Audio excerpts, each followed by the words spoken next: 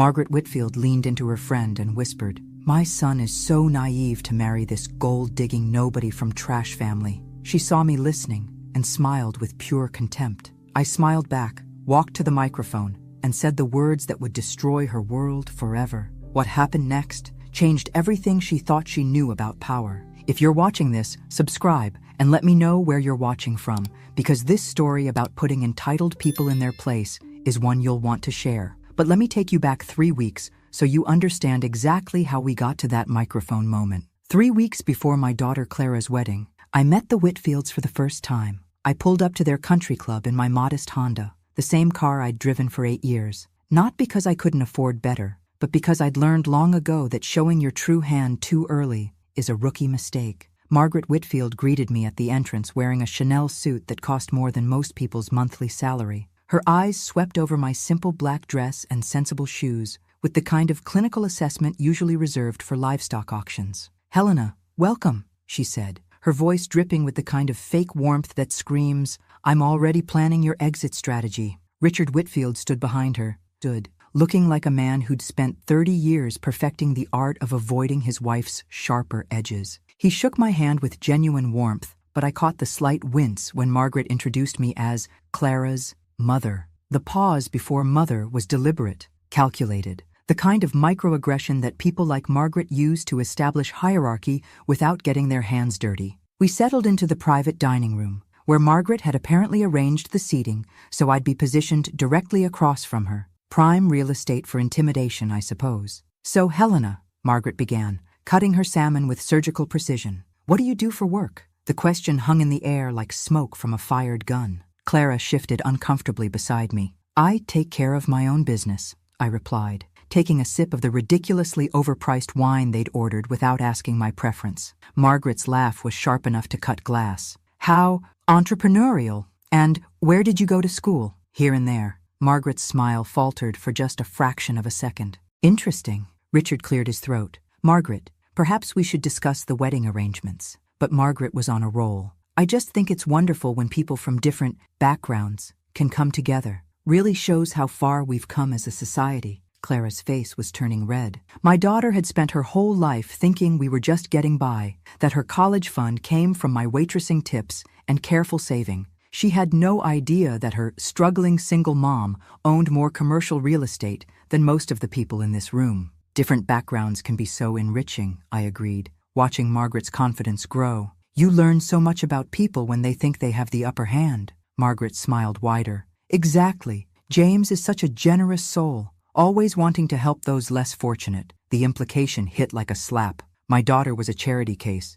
a project for their privileged son to feel good about himself. "Ah, yes, because nothing says good person like marrying someone you think is beneath you." The logic was absolutely flawless. Clara's fork clattered against her plate. "Mom, maybe we should—" "It's fine, sweetheart," I said, patting her hand. "Mrs. Whitfield is just being herself." Margaret's eyes narrowed slightly. She'd heard the edge in my voice but couldn't quite place it. Richard tried again. "The venue looks beautiful. You must be excited about the ceremony." "Oh, I'm looking forward to it more than you know," I said, meeting Margaret's gaze directly. "I have a feeling it's going to be absolutely unforgettable." Something in my tone made Margaret pause, but her arrogance was stronger than her instincts. She leaned back in her chair with the satisfied expression of someone who'd successfully marked their territory. If only she knew she'd just declared war on the wrong person. The next morning, I made 3 phone calls. The first was to my private investigator, a former FBI agent who specialized in financial forensics.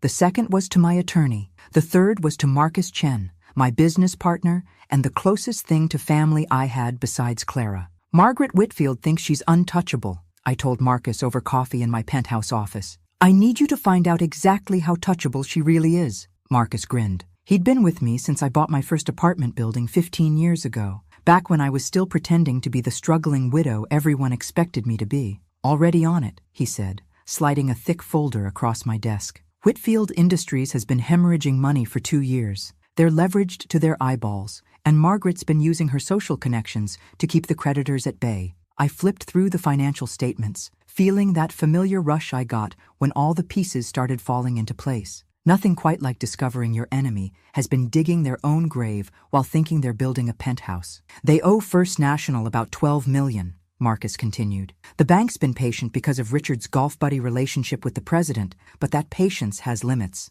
And those limits are? End of next month, unless they come up with a substantial payment or find someone to assume the debt. Perfect. That afternoon, I went dress shopping with Clara and Margaret. The bridal boutique was the kind of place where they served champagne in crystal flutes and treated every customer like royalty, as long as your credit card cleared. Margaret had taken it upon herself to guide Clara's choices, steering her away from anything too elegant or expensive. Remember, dear, Margaret said, holding up a modestly priced dress, simplicity is always in good taste. You don't want to look like you're trying too hard. Translation: know your place. Clara's face fell as she looked at the dress. It was beautiful, but I could see it wasn't what she'd dreamed of. Actually, I said, standing up from the plush chair where I'd been quietly observing, I think Clara should try this one. I walked over to a stunning Vera Wang creation that cost more than most people's cars. Margaret's laugh was immediate. Oh, Helena, that's lovely, but perhaps something more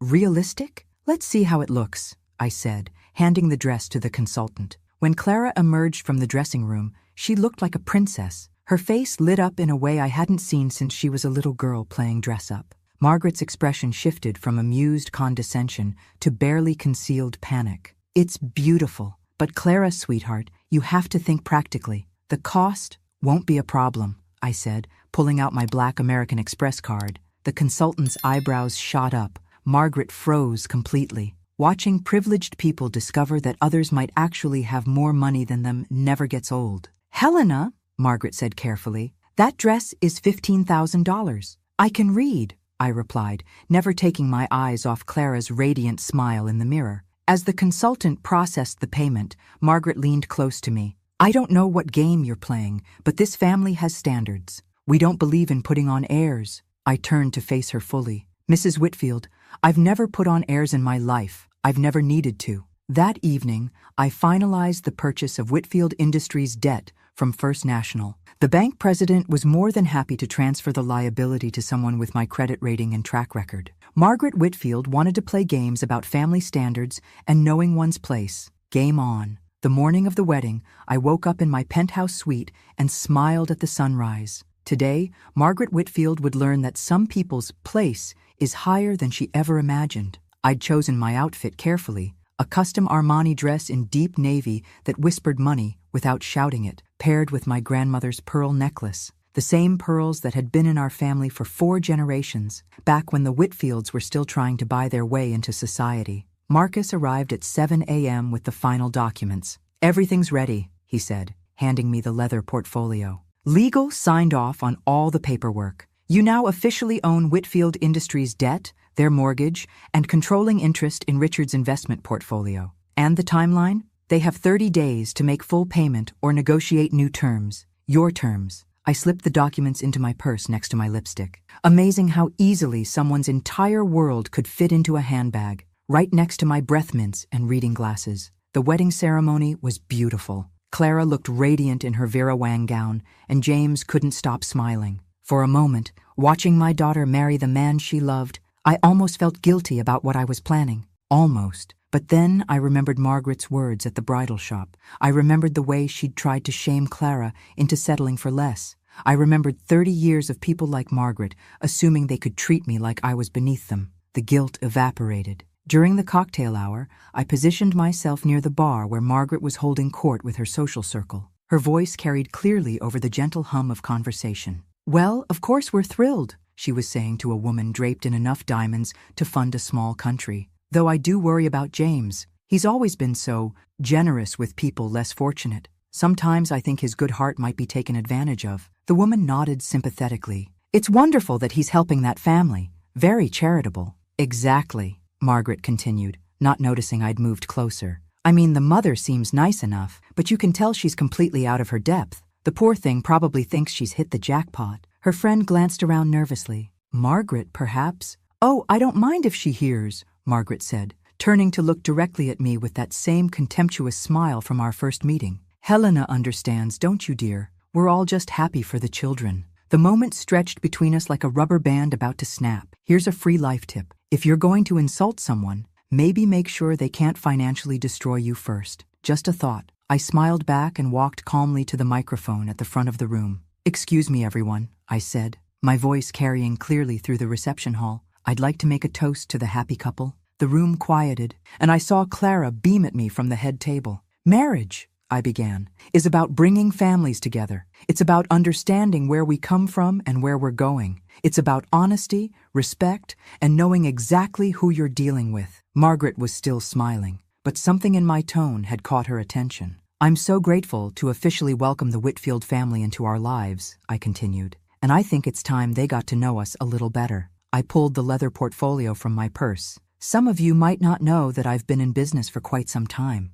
I started small, a single apartment building after my husband passed away. But over the years, I've built something I'm quite proud of. Today, my company is worth approximately $80 million. The room went dead silent. Margaret's face had gone from pink to pale to an interesting shade of green. "This morning," I said, opening the portfolio, "I completed the purchase of some outstanding debt that's been concerning me. You see, I've learned that family takes care of family, and I wanted to make sure the Whitfields never had to worry about their financial obligations again." Richard was staring at me like I'd grown a second head. "So, Margaret," I said, looking directly at her frozen expression, "welcome to the family. As of 9 a.m. today, you work for me." The portfolio slipped from her hands and scattered documents across the marble floor. Game, set, and match. The silence in that reception hall was the most beautiful sound I'd ever heard. 200 of the city's most influential people watching Margaret Whitfield's world collapse in real time. Margaret's mouth opened and closed like a fish gasping for air. Richard had gone completely white and was gripping the edge of our table so hard his knuckles looked like they might pop through his skin. If you've never seen a bully realize they've been messing with the wrong person, let me tell you, it's absolutely priceless. "Helena," Richard finally managed, his voice barely above a whisper. "What exactly are you saying?" I gestured to the scattered papers on the floor.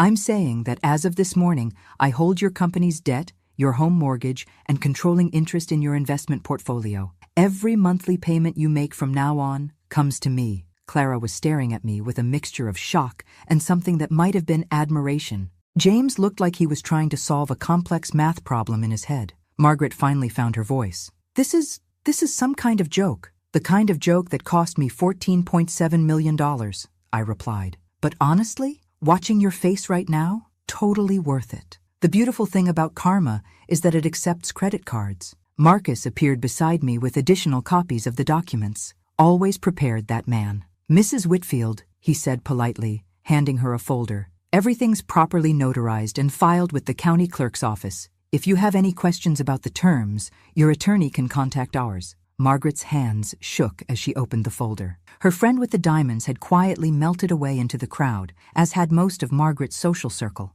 Amazing how quickly people disappear when the power dynamic shifts. Margaret looked like she'd swallowed a cactus, which honestly would have improved her personality.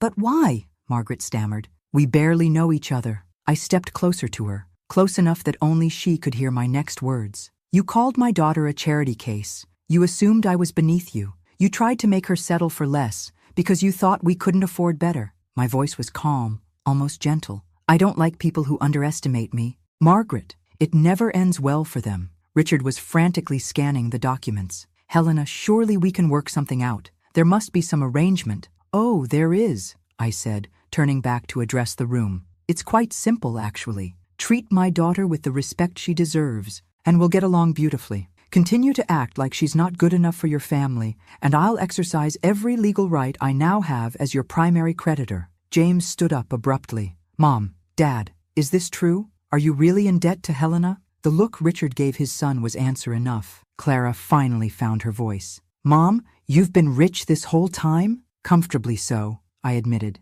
"I just never saw the point in flashing it around. Money should work for you, not define you. Though sometimes," I glanced at Margaret, "it does come in handy for making a point." Margaret was reading through the documents with growing calculation. "Helena, surely we can work out some kind of arrangement. You're a businesswoman. You understand that destroying us won't benefit anyone." I had to admire her attempt at regrouping. From shock to strategy in under 10 minutes, that took some backbone. "The house, if you foreclose, you'd have to deal with selling it in this market," she continued, warming to her theme. "And the company, it's worth more as a going concern than liquidated assets." Richard was staring at his wife like he'd never seen her before. Clara looked torn between admiration and worry. "You're absolutely right," I said calmly, "which is why I'm offering you the opportunity to maintain your lifestyle and dignity. Under new management, of course." James walked over to his parents, his jaw set in a way I'd never seen before. "Dad, how could you let this happen? And Mom, how could you treat Helena like that when you knew you were in financial trouble?" "We didn't know she was—" Margaret started. "Rich?" Clara interrupted, standing up to join her new husband. "You didn't know she was rich, so you thought it was okay to treat her like garbage? What kind of people are you?" The reception had effectively stopped. The band was still playing softly in the background, but every guest was watching our family drama unfold like it was premium cable television. Margaret's face crumpled. I never meant." "You meant every word," I said firmly. "And that's fine. People like you always show their true colors when they think there are no consequences. The problem is, you picked the wrong person to underestimate." Richard stepped forward. "Helena, please, we can fix this. Whatever you want." "What I want," I said, "is very simple. I want my daughter treated like the intelligent, accomplished, beautiful woman she is. I want her marriage to be a source of joy, not a reminder that her husband's family thinks she married up. And I want everyone in this room to understand that the only person who married up today was your son." The gasps from the crowd were audible this time. Margaret looked around at the faces staring at her and seemed to finally understand that her social standing had just shifted dramatically. "Now," I said, raising my champagne glass, "shall we finish celebrating my daughter's wedding? Because that's what we're here for, after all." The band picked up the tempo. Conversations slowly resumed, and Margaret Whitfield learned that sometimes the quiet ones are the most dangerous. The rest of the reception passed in a blur of congratulations and barely concealed whispers. Word travels fast in high society, and by the time Clara and James cut the cake, everyone knew that the humble mother of the bride had just become the most powerful person in the room. Margaret spent the remainder of the evening looking like she'd been hit by a truck. She smiled when people spoke to her, but I could see the calculations running behind her eyes. How much did people know? How much would they remember? How dramatically had her social standing just shifted? Richard, to his credit, tried to salvage some dignity. He approached me during the father-daughter dance with his best attempt at a conciliatory smile. "Helena," he said, "I hope we can move past this and focus on the future, for the children's sake." I watched Clara spinning gracefully in my arms, radiant with happiness. "The future is entirely up to you, Richard. I'm a reasonable woman. I believe in fair treatment and mutual respect. And if we provide that, then we'll get along beautifully. If not," I shrugged elegantly, "well, let's just say I'm very good at business." The next morning, I was having coffee on my terrace when Marcus called. "Margaret Whitfield's assistant called 3 times this morning," he reported. "Apparently, Mrs. Whitfield would like to schedule a meeting at your earliest convenience." How polite of her. "What did you tell them?" "That you'd be available Thursday at 2 p.m. in your office. Take it or leave it." "Perfect. And Marcus, make sure she has to wait in the lobby for exactly 15 minutes. I want her to see the awards on the wall, the magazine covers, the photos with governors and senators. I want her to understand exactly who she's been dealing with." Thursday arrived, and Margaret showed up 10 minutes early wearing a conservative black suit that screamed, "I'm trying to look serious and responsible." She spent those 15 minutes in my lobby, taking in the evidence of my success, and by the time my assistant escorted her to my office, she looked properly humbled. "Mrs. Whitfield," I said, not looking up from my desk immediately, "please, have a seat." She perched on the edge of the chair like she might need to run at any moment. "I suppose you're here to discuss terms," I continued, finally meeting her eyes. "Helena, I want to apologize. I was completely out of line at dinner, and at the wedding You revealed exactly who you are," I interrupted. "Don't apologize for being yourself, Margaret. It's much more useful when people show their true colors up front." She swallowed hard. "What do you want from us?" "I want you to understand something very clearly. Your son married my daughter because he loves her, not because he's being charitable, not because he's helping someone less fortunate, because he fell in love with an extraordinary woman who happens to be my child." Margaret nodded quickly. "Of course, yes, I see that now. Do you? Because here's what's going to happen. You're going to treat Clara with the same respect you'd show any other member of your family. You're going to include her in family decisions. You're going to stop making comments about her background, her clothes, her car, or anything else that suggests she doesn't belong." "I understand. I'm not finished." I leaned back in my chair. "You're also going to learn to work with me. Your company needs an influx of capital and better management. I can provide both. We can either do this as partners, or I can simply foreclose and you can find new careers. Margaret's face went pale again. Partners? I'm offering you a chance to maintain some dignity and control. Your husband has good instincts, but poor execution. Your company has potential, but lacks direction. I can fix both problems, but only if you can check your ego at the door.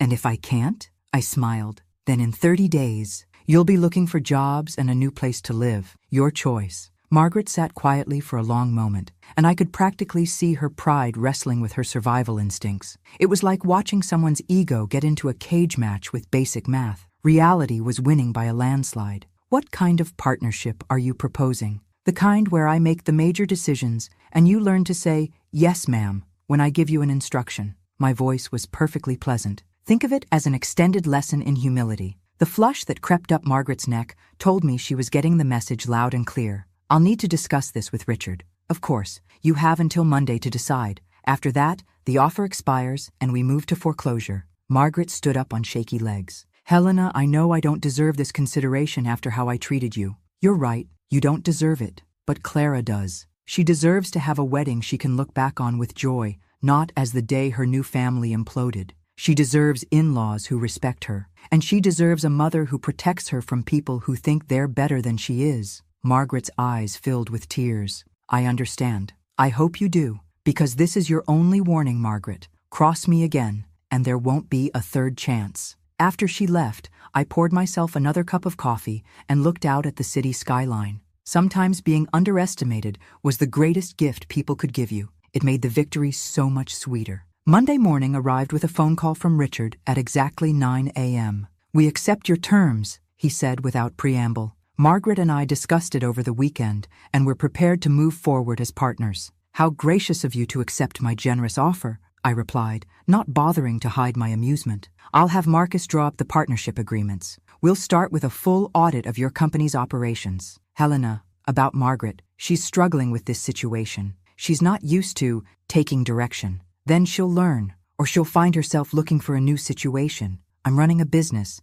Richard, not a rehabilitation center for entitled people. That afternoon, I drove to Clara's new apartment to check on how she was settling into married life. I found her unpacking wedding gifts, but her usual cheerfulness seemed forced. Mom, she said when I walked in, we need to talk. I settled onto her couch, which I recognized as a piece from the Whitfield family collection. Wedding gift from the in-laws, apparently. James told me everything, Clara continued, about the debt, about the company, about the mortgage. He's furious with his parents, but Mom, why didn't you tell me we had money? I studied my daughter's face. At 25, she looked so much like her father, the same thoughtful eyes, the same stubborn set to her jaw when she was working through a problem. Do you remember when you were 12 and wanted those expensive jeans that all your friends had? Clara nodded. And I told you we needed to save money for college, so we went to Target instead? Yeah, and I was so embarrassed I wanted to die. But what happened at school? Clara's expression softened.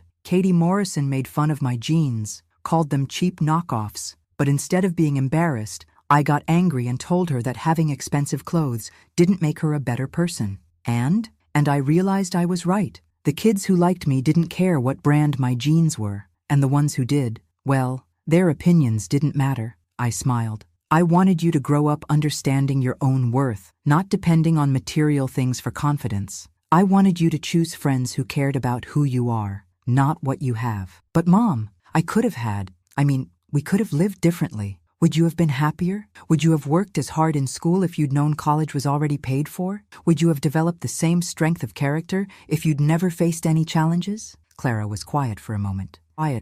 James says his mother never had to work for anything, that everything was just given to her. And how do you think that shaped her personality? She's not very nice to people she thinks are beneath her. Exactly. Money doesn't make you a better person, Clara, but how you handle having it, or not having it, reveals who you really are. My phone buzzed with a text from Marcus. Margaret Whitfield is here for the audit meeting. She looks terrified. I showed Clara the text, and she actually laughed. Are you going to destroy them? I'm going to give them exactly what they deserve, which might be destruction or it might be salvation. That's entirely up to them. When I arrived at my office, Margaret was indeed waiting in the lobby, looking like she was preparing for her own execution. She'd traded her usual designer clothes for a conservative business suit that was probably supposed to convey competence and humility. "Mrs. Whitfield," I said, breezing past her toward the elevator. "Right on time." She hurried to keep up. "Helena, before we start,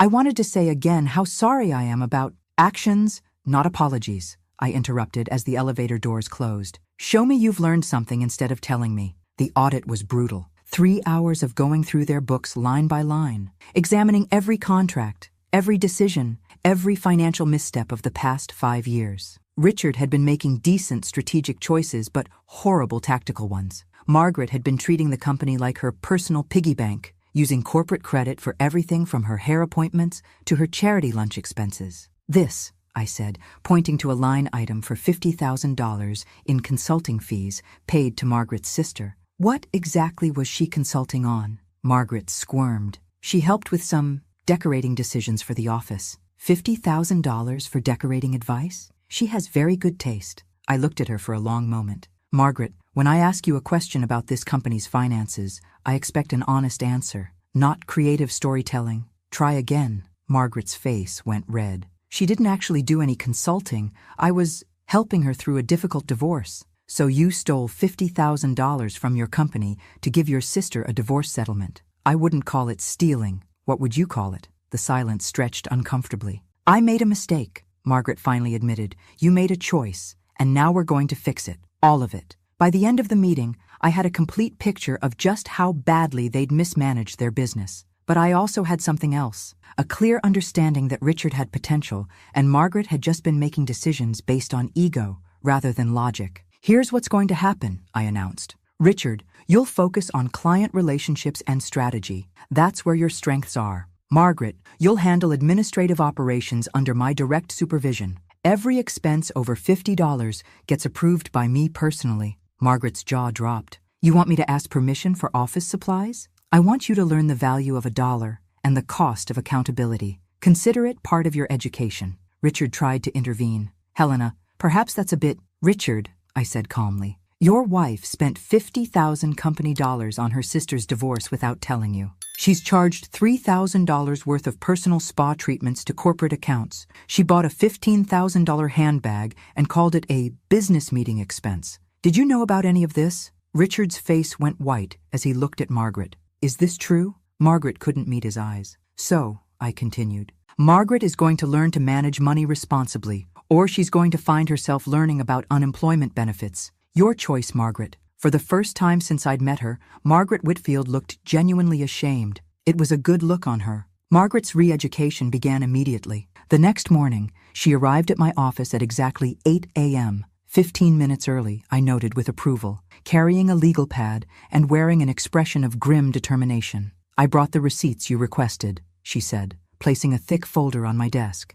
"Every personal expense I've charged to the company over the past 2 years." I flipped through the pages, raising an eyebrow at some of the more creative interpretations of business expenses. A weekend spa retreat in Napa Valley. Business purpose? I was networking with other business wives. $500 at a luxury dog grooming salon. Margaret's face reddened. Princess needed to look presentable for the charity fundraiser photos. "Princess is your dog?" "Yes." I made a note on my pad. "Total amount of personal expenses inappropriately charged to corporate accounts. $127,000 over 2 years. You'll be paying this back at $2,000 per month until it's resolved." Margaret looked like she might faint. "I don't have that kind of money." "Then you'll get a job. I hear retail establishments are always looking for sales associates. Should be perfect for someone with your people skills." The look of horror on Margaret's face was almost comical. "Or," I continued, "you can earn it back by proving you're actually capable of contributing to this company's success. Your choice." Over the next 2 weeks, I watched Margaret Whitfield get her first real taste of accountability. Every expense report crossed my desk. Every decision required my approval. Every mistake got documented and discussed. The woman who had spent decades treating service staff like they were invisible suddenly found herself in their position, having to ask permission for everything and justify every request. There's something beautifully poetic about watching someone experience the exact treatment they used to dish out. Karma really does have impeccable timing, but something interesting began to happen. Once Margaret realized I wasn't going to fire her for small mistakes, she started asking better questions. Instead of trying to hide her confusion about business operations, she began actually learning. Turns out, when you remove someone's safety net of entitlement, they either learn to fly or discover they've been a dead weight all along. "Helena," she said during our second week of working together, "I don't understand why we're not charging the Johnson account for the consultation time. They've taken up 40 hours of Richard's time and only paid for 20. Good observation. What would you suggest? That we bill them for the additional hours? And if they refuse to pay?" Margaret thought for a moment. "Then we need to decide if their business is worth the unbilled hours, or if we should refer them to a competitor." I made an approving note. "Exactly. Draft a memo to Richard outlining your recommendation." But not everyone was adjusting well to the new family dynamic. That Friday, I got a call from Clara. "Mom, we need to talk, in person." I found her and James in their apartment, both looking serious. "Margaret's been making calls," James said without preamble. "She contacted 3 of our biggest clients, suggesting they might want to reconsider their relationship with our firm given the recent changes in ownership." I felt a slow smile spread across my face. Finally, some backbone from Margaret. This was going to be fun. Adorable. She thought 3 phone calls could undo a hostile takeover. Someone clearly never learned how business actually works. She's also been telling her social circle that you ambushed the family and that she's considering legal action, Clara added. "She's trying to turn public opinion against you." "Smart strategy," I admitted. "Attack my reputation before I can consolidate control." "I'm almost impressed." James looked confused. "You're not angry?" "Angry.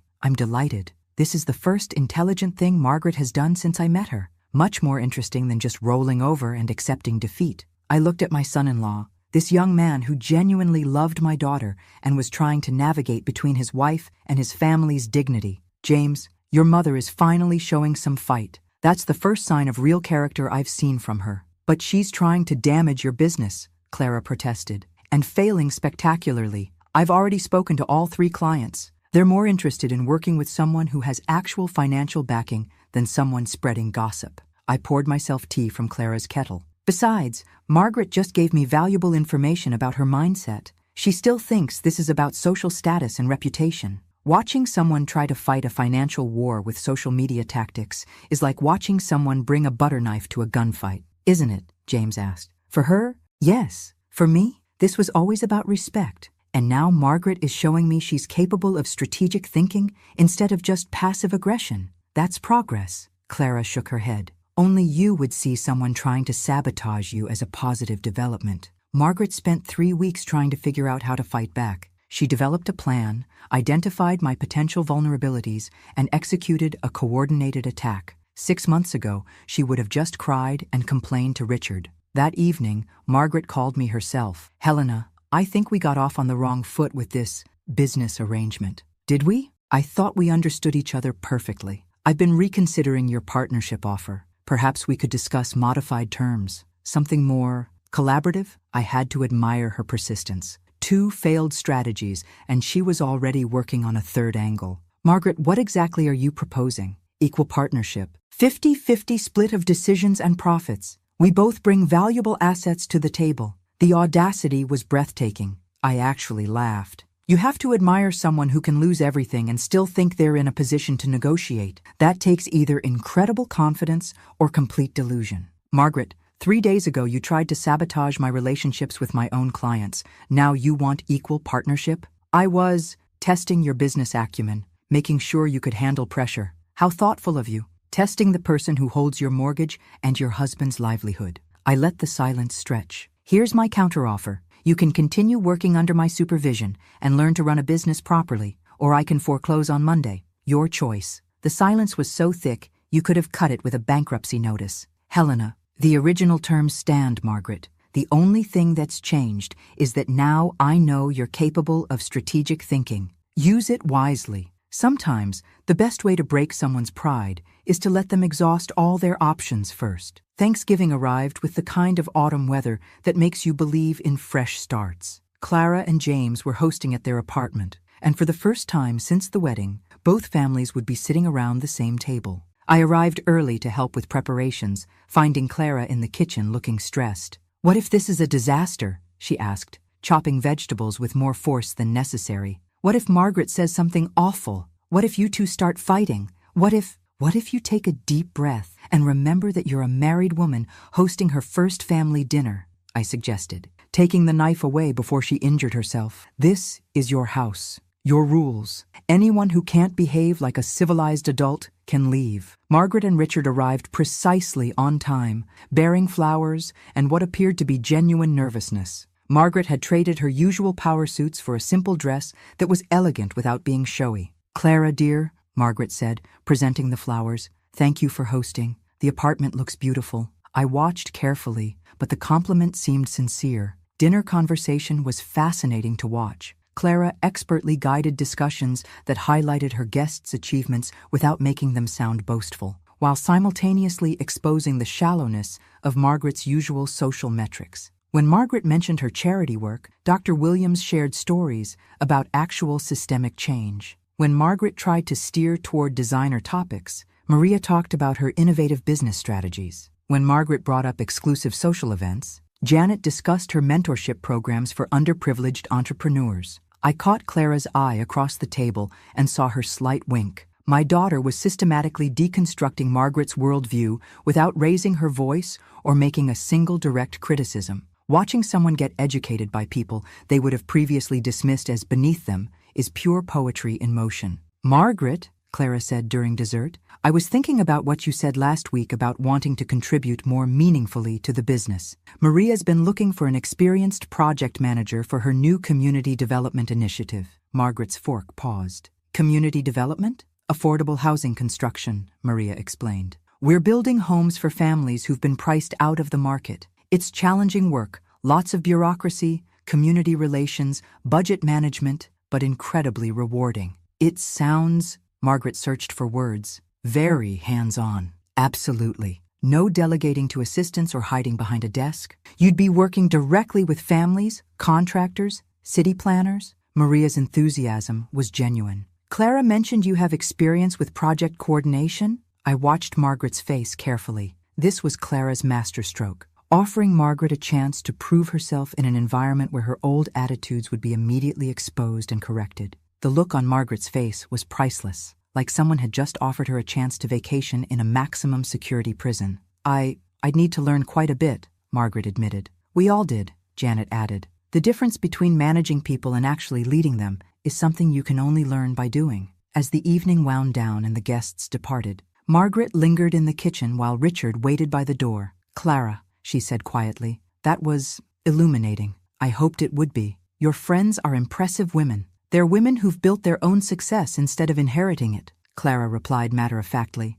"I thought you might find their perspectives interesting." Margaret nodded slowly. "I believe I understand what you were showing me tonight." "What's that?" "That there's a difference between having wealth and having worth, and that the people I've been trying to impress might not be worth impressing." Clara smiled. "That's up to you to decide, Margaret. But I thought you should know what real achievement looks like." After they left, Clara and I cleaned up in comfortable silence. "That was masterfully done," I finally said. "I learned from the best," Clara replied. "Sometimes the most effective lesson is showing someone what they could become instead of just criticizing what they are." My daughter had definitely inherited more than just my money. She'd inherited my talent for turning someone's world upside down and making them thank you for it. Christmas morning brought an unexpected delivery to my penthouse, a handwritten card from Margaret attached to a small wrapped box. "Helena," the card read, "I wanted you to have this. It belonged to my grandmother, and she always said it should go to the strongest woman in the family. I think we both know who that is now. Thank you for saving us from ourselves. Margaret." Inside the box was an antique pearl brooch, clearly worth a small fortune and obviously a family heirloom. I was still staring at it when Clara called. "Mom, did you get Margaret's gift?" "Just opened it. This is significant." "She gave me Grandmother Whitfield's silver tea service," Clara said. "James nearly cried. He said she's never given anyone family pieces before." "How are things with them generally?" "Honestly, better than I ever expected. Margaret asks about my writing, actually listens to my answers, and she's been taking me to lunch once a week. No agenda, no lectures about proper behavior. We just talk." This was more progress than I'd dared hope for. That afternoon, I arrived at Clara and James's apartment for Christmas dinner to find an interesting scene. Margaret was in the kitchen wearing an apron, actually cooking, while Richard and James watched a football game. The dynamic was completely different from our first family gathering. "Helena," Margaret called when she saw me. "Perfect timing. I'm attempting your mother's stuffing recipe that Clara shared with me." "My mother's recipe? Clara, I never gave you that recipe." Clara grinned. "I may have embellished a bit, but Margaret really wanted to make something special, and she's been so nervous about today." I found Margaret in the kitchen, flour in her hair and a look of intense concentration on her face. "How's it going?" "I've never actually cooked a full meal before," she admitted. "We always had staff or catered or went to restaurants, but I wanted to do this myself." "Why?" Margaret paused in her stirring. "Because family meals should be made with care, not just ordered like a business transaction. Because Clara deserves to be treated like family, not like a guest we're trying to impress." The transformation continued to amaze me. Dinner was delicious despite Margaret's fears. More importantly, the conversation flowed naturally. No one was walking on eggshells, no one was putting on airs, and Margaret treated the waitstaff at the nearby restaurant where we got dessert with genuine courtesy. Amazing what a little financial ruin can do for someone's manners. Should really be prescribed more often. But the real test came after dinner, when James made an announcement. "Clara and I have some news," he said, taking his wife's hand. "We're pregnant." The explosion of joy around the table was immediate. Richard stood up to hug them both. I felt tears spring to my eyes. And Margaret burst into tears. "I'm going to be a grandmother," she sobbed. "I'm going to have a grandchild, and I almost, if you hadn't forgiven me, if I'd been too proud to change." Clara got up and hugged her mother-in-law. "Margaret, you are going to be an amazing grandmother. You've already changed so much." "I want to be worthy of this baby," Margaret said. "I want to be someone they can be proud of." "You will be," Clara assured her. Later, as Margaret and I were alone in the kitchen cleaning up, she turned to me. "Helena, I need to ask you something, and I need you to be completely honest." "All right.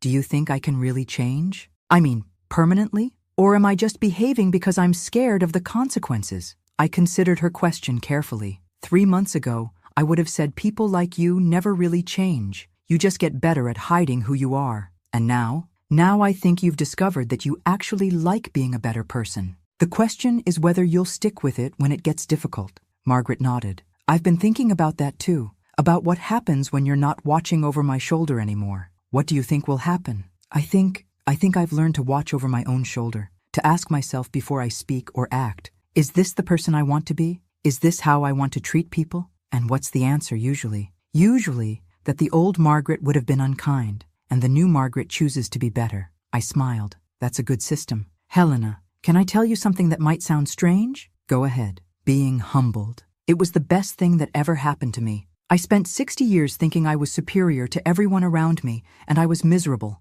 I was lonely, even surrounded by people. No one really liked me. They just tolerated me because of Richard's business connections. And now Clara actually wants to spend time with me. James talks to me about real things instead of just polite small talk. Richard looks at me like he's proud of who I'm becoming. Even your staff at the office treat me with respect instead of fear. That's because you're treating them with respect instead of disdain. Exactly. Margaret wiped down the counter with more care than I'd ever seen her apply to any task. I wish it hadn't taken being financially destroyed and publicly humiliated to learn these lessons, but I'm grateful it happened. Even though it was brutal, especially because it was brutal. Gentle correction wouldn't have worked on me. I was too arrogant, too set in my ways. I needed to be completely broken down before I could be built back up into someone worth being. As I drove home that night, I reflected on the strange journey that had brought us all here. Margaret Whitfield had gone from entitled socialite to genuine human being. Clara had gained a mother-in-law who actually valued her. James had parents he could respect again. And I had discovered that sometimes the most satisfying victory isn't destroying your enemy, it's transforming them into an ally. Spring brought new challenges and new growth. Margaret had not only mastered her role in the company, but had begun suggesting genuine improvements to our operations. Her insights into the social networks of our client base proved invaluable, and her reformed attitude made her surprisingly effective at client relations. "Helena," she said during our weekly review meeting, "I've been thinking about the Morrison account. The real estate development deal? Yes, they're struggling to get community buy-in for their project because they're approaching it like conquistadors instead of neighbors." I leaned back in my chair. "Explain." "They're offering the community a take-it-or-leave-it proposal instead of asking what the community actually needs. If we helped them restructure their approach, community meetings, local hiring commitments, shared profit arrangements, they'd get better results, and we'd cement their loyalty. It was a sophisticated analysis that showed genuine understanding of both business strategy and human psychology. Put together a proposal, I said. If Morrison accepts it, you'll handle the community outreach personally. Margaret's face lit up. Really? Really. But Margaret, this is a significant responsibility. If you mishandle it, I won't, she said firmly. I promise you, I won't let you down. The Morrison project became Margaret's chance to prove herself completely. I watched from a distance as she organized community meetings, listened to concerns with genuine attention, and worked tirelessly to find solutions that benefited everyone involved. The woman who had once dismissed people based on their zip codes was now spending her evenings in community centers, learning about the real needs of working families. If someone had told me a year ago that Margaret Whitfield would voluntarily attend community budget meetings, I'd have recommended immediate psychiatric evaluation. Yet here we were. How did the meeting go last night? I asked after her third community session. Eye-opening, Margaret admitted. I spent an hour talking to Maria Santos about her concerns for her children's safety near the construction site. 6 months ago, I would have dismissed her worries as an obstacle to overcome. Now I understand she's a mother protecting her children, and her concerns are completely valid. And I worked with Morrison's engineers to redesign the safety protocols and construction timeline to address her specific concerns. It added $50,000 to the project cost, but we gained the support of the entire neighborhood. This was the Margaret I'd been hoping to create, someone who saw people as individuals rather than obstacles. But our real test came in June, when Clara went into early labor. I rushed to the hospital to find chaos. James was pacing the waiting room. Richard was on the phone with doctors. And Margaret was holding Clara's hand in the delivery room, coaching her through contractions with a calm competence that surprised everyone. "That's it, sweetheart," I heard her saying as I entered. "You're doing beautifully. Just breathe through it." Clara squeezed Margaret's hand. "I'm scared. I know, but you're the strongest woman I know." "Well," Margaret glanced at me with a smile, "one of the strongest, and we're all here for you." 4 hours later,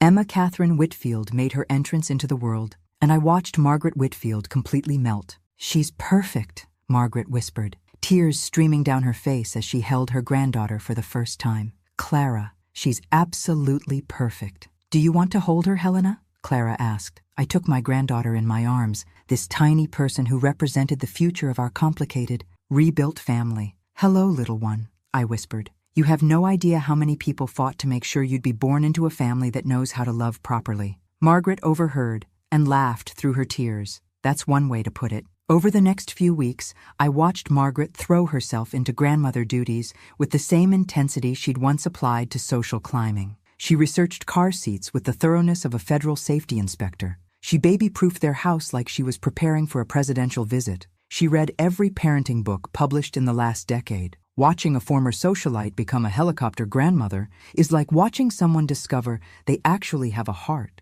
Who knew it just needed the right motivation to start working? "Margaret," I said one afternoon, finding her reorganizing Clara's baby supplies for the third time, "you know babies don't need color-coordinated everything, right?" "I know," she said, not pausing in her folding. "But I want Emma to have the best of everything. Not the most expensive everything, the best. The safest car seat, the most nutritious formula as backup, the most educational toys. She's 6 weeks old. She mostly needs to eat and sleep." Margaret stopped folding and looked at me. "Helena, I spent James's entire childhood delegating his care to nannies and boarding schools. I missed his first steps, his first words, his first day of school.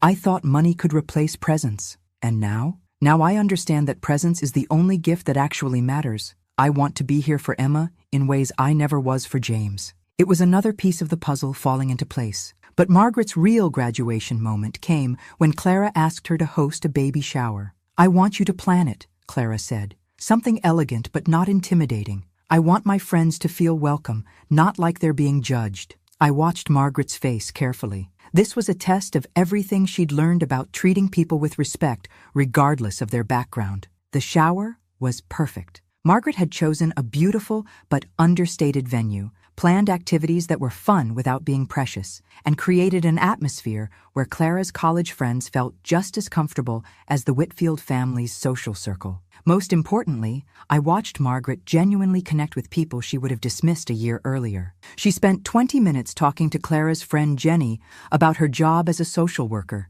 asking intelligent questions and showing real interest in her work. "Helena," Margaret said as we cleaned up afterward, "thank you. For what this time? For forcing me to become someone worthy of that little girl, someone she can be proud to call grandmother." I looked around the room at the happy chaos of wrapping paper and baby gifts, at Clara glowing with joy as she opened presents from people who genuinely cared about her. "You did the work, Margaret. I just provided the motivation. The best motivation I ever received," she said. "Though I hope I never need such dramatic intervention again." "That," I said with a smile, "is entirely up to you." 1 year later, I stood at another microphone, but this time, the circumstances were entirely different. The Whitfield family was hosting their annual charity gala, and Margaret had insisted that I give the keynote address. "Ladies and gentlemen," I began, looking out at the elegant crowd, "a year ago, I learned something important about the difference between having money and having class." I found Margaret in the audience,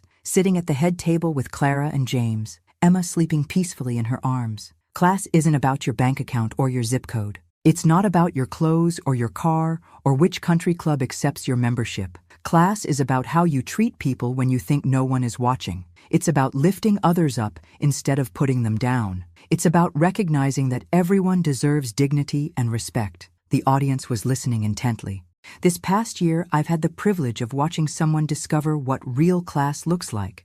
I've seen Margaret Whitfield transform from someone who used her wealth as a weapon into someone who uses it as a tool for building others up. Margaret's eyes filled with tears. The woman who once looked down on people for having less now spends her weekends volunteering at literacy programs. The woman who used to judge others by their appearance now mentors young entrepreneurs from disadvantaged backgrounds. The woman who thought her money made her superior has learned that true superiority comes from service to others. I paused, making eye contact with Margaret. Sometimes the greatest gift you can give someone is the chance to become better than they were. Margaret took that chance and ran with it. She didn't just change her behavior, she changed her heart. The applause was thunderous. After the speech, Margaret approached me with tears in her eyes. "Helena, I need to tell you something." "What's that?" "The day you bought our debt and humiliated me at the wedding. It was the worst day of my life, but it was also the best day of my life." "How so?" "Because it was the day I stopped being someone I didn't really like and started becoming someone I could respect." Behind her, I could see Clara and James watching us, Emma now awake and gurgling contentedly. "Margaret, can I ask you something?" "Anything." "If you could go back and change what happened that day, would you?" Margaret thought for a long moment. "A year ago, I would have said yes in a heartbeat. Today?" She shook her head. "I wouldn't change a single moment, because it led me here, to this life, to this family, to this version of myself that I actually like, even though it was painful, especially because it was painful. The easy lessons never stick. The hard ones change you forever." She looked over at Emma, who was reaching tiny hands toward the chandeliers. "I want to be worthy of her love," Margaret said. "I want to be the kind of grandmother she can look up to, not the kind she has to make excuses for." "You already are. Thanks to you. Thanks to you doing the work." As the evening wound down, I found myself on the balcony overlooking the city, a glass of champagne in my hand, and a sense of satisfaction I'd never experienced before. Clara joined me, Emma in her arms. "Mom, what you said tonight about Margaret, did you really mean it?" "Every word." "She's become like a second mother to me," Clara said. "I never expected that. The best outcomes are often the ones we never see coming." Emma made a soft cooing sound, and I reached out to stroke her tiny cheek. "What do you think, little one?" I asked her. "Do you approve of your complicated family?" Emma responded by grabbing my finger and holding on tight. "I think that's a yes," Clara laughed. James appeared in the doorway. "There you are. Mom's looking for you, Helena. She wants to discuss the expansion plans for the community center project." I smiled. Margaret had proposed using part of the company's profits to build a community center in an underserved neighborhood. It was exactly the kind of project the old Margaret would have opposed as not profitable enough. "Tell her I'll be right there." As Clara and James headed inside, I took one last look at the city skyline. A year ago, I'd been content to hide my success, to let people underestimate me. Now I was actively using my resources to reshape lives and communities. Margaret had learned that true power comes from building others up, not tearing them down. But in teaching her that lesson, I'd learned something too. Sometimes the most satisfying victory isn't defeating your enemy, it's turning them into your greatest ally. Turns out the best revenge isn't destroying someone's life, it's teaching them how to build a life actually worth living. I raised my champagne glass to the city lights. To family, I said aloud. The one you're born into, and the one you choose to build. Inside, I could hear Margaret's laughter as she played with Emma, Richard discussing business strategy with James, and Clara planning her next writing project. It was the sound of a family that had learned to value what really mattered, and it was the sweetest victory of all. Thanks for listening. Don't forget to subscribe and feel free to share your story in the comments. Your voice matters.